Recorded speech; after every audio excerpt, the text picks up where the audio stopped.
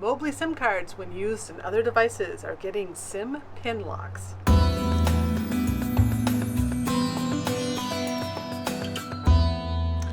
Hi there, I'm Cherie with the Mobile Internet Resource Center, and late last week we started getting reports that people that used their SIM card from their Mobley device connected to the Connected Car Unlimited Data Plan, which was the $20 per month unlimited plan, when using them in other hotspot devices or routers, were getting an error message that the SIM card was pin locked. Now, what seems to have happened is when the last firmware update was pushed earlier this month, there's something in there that is actually setting a SIM PIN number. You need that SIM number, that PIN number, to enable to unlock the SIM card to use it in other devices. The unfortunate thing is there's no way to access what that PIN code is.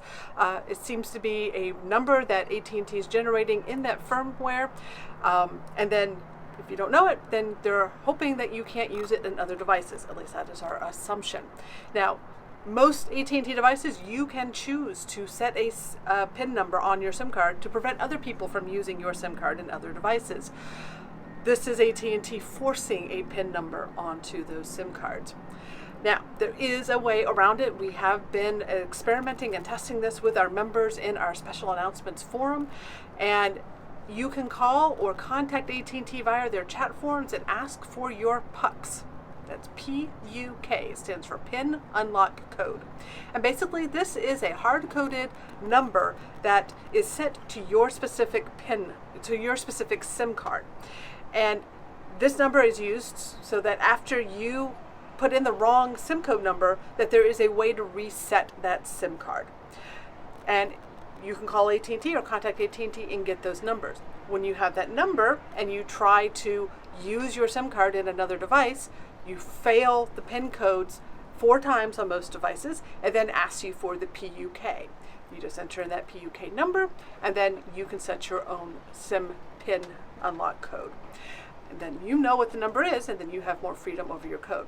Because the PUK is specific to your SIM card, it is reusable. So if you return your SIM card to the Mobley, you may experience it again overwriting your PIN code. This seems to be variable. We've had it happen sometimes and sometimes not happen in our experimentation.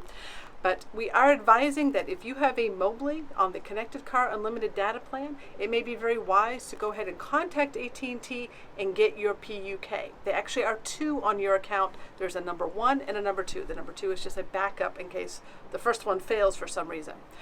Even if you don't intend to use your SIM card in any other device but the Mobley, it might be wise to have it on hand, and that's because if your Mobley ever dies and you need to put the SIM card in another device just to use your plan, then you have a way to use your SIM card. Now, we don't know how long this will last. We suspect that if this isn't a move by AT&T to restrict usage of the Mobley plan in other devices, they may institute a policy of no longer issuing those PUK codes for Mobley customers unless there is a verified need to because of a lost device.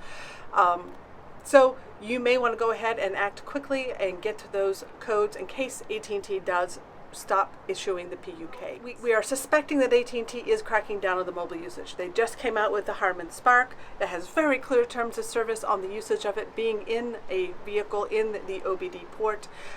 The firmware update also turned off the no timeout option so that if you're using the SIM card in a Mobley device, it theoretically should be timing out after at max 2 hours.